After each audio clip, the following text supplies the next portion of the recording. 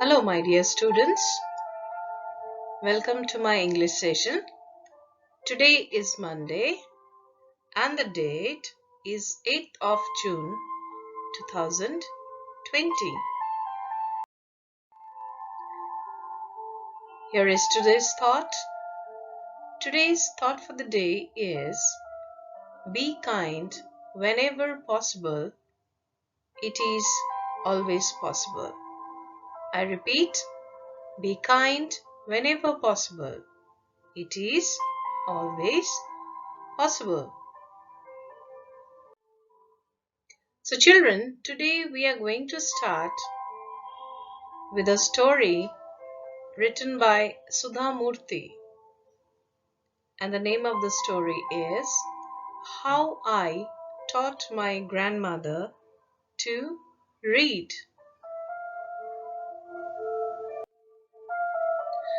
In How I Taught My Grandmother to Read, Sudha Murthy describes the determined efforts of an illiterate old lady, Krishtaka, to make herself literate. She decided to read a novel on her own.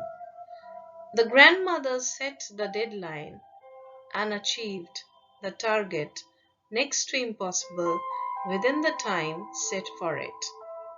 So let's start with the story How I Taught My Grandmother to Read.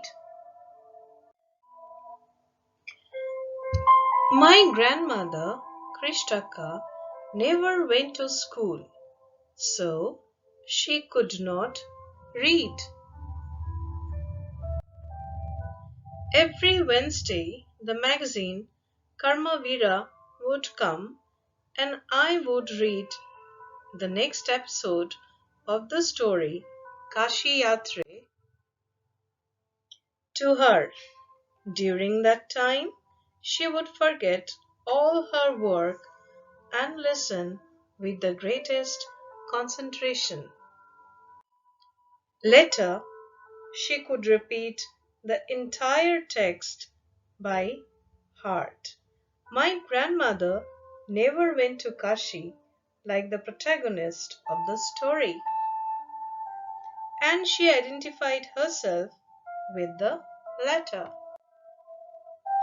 So, more than anybody else, she was the one most interested in knowing what happened next in the story. Once I was away for a week for a marriage in a neighborhood village. When I returned home, I saw my grandmother in tears. I was surprised, for I had never seen her cry, even in the most difficult situations. What had happened? Awa, is everything all right? I used to call her Awa, which means mother in the Kannada spoken in North Karnataka.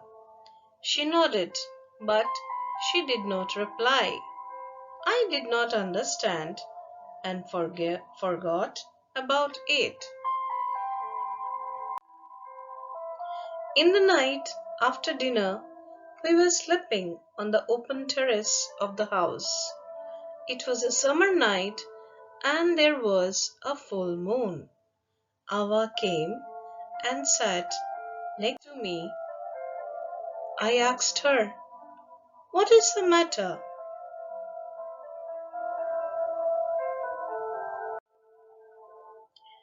When I was a young girl, Awa said, I lost my mother. My father was a busy man and got married again. In those days, people never considered education essential for girls, so I never went to school. I got married very young and had children. I became very busy. Later, I had grandchildren and always felt so much happiness in cooking and feeding all of you.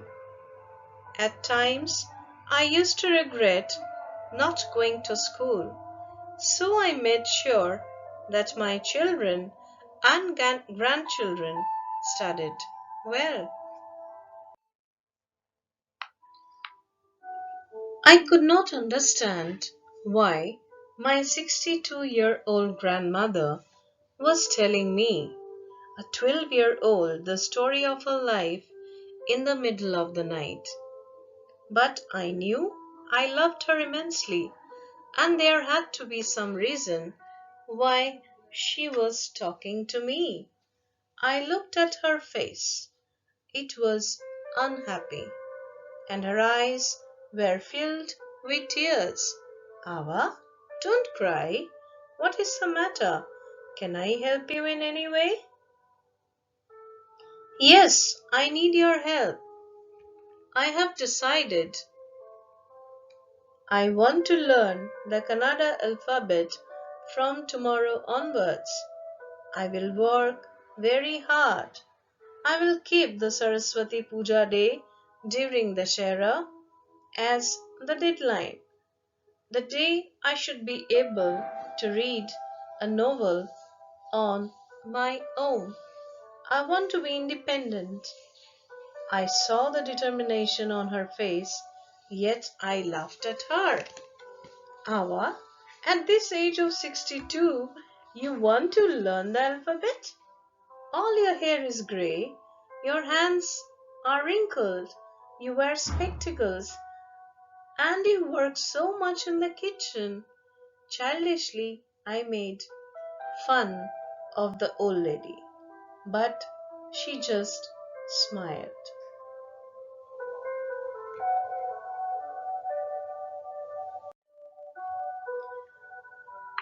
For a good cause, if you're determined, you can overcome any obstacles. I will work harder than anybody, but I will do it. For learning, there is no age bar. The next day onwards, I started my tuition. Ava was a wonderful student.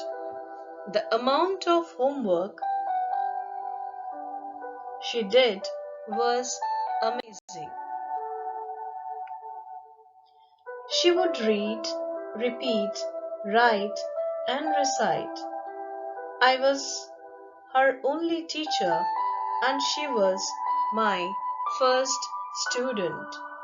Little did I know then that one day I would become a teacher in computer science and teach hundreds of students.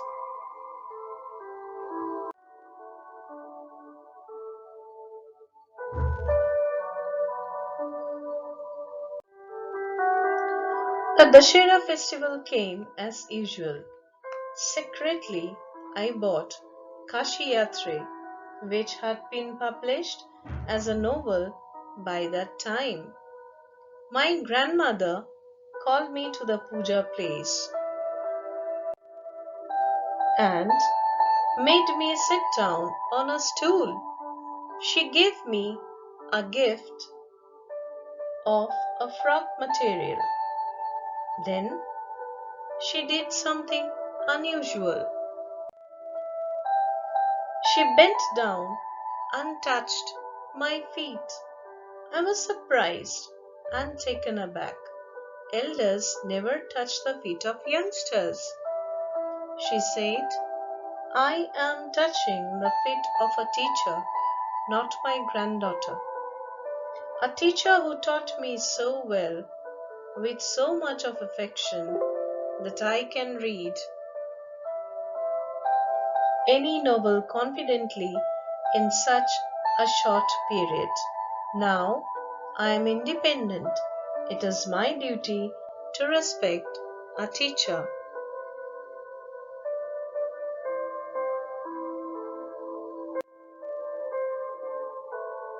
I did return namaskara to her by touching her feet and gave my gift to my first student.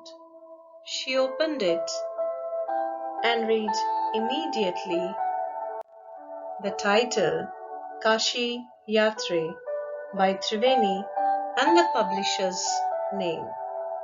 I knew then that my student had passed with flying colors.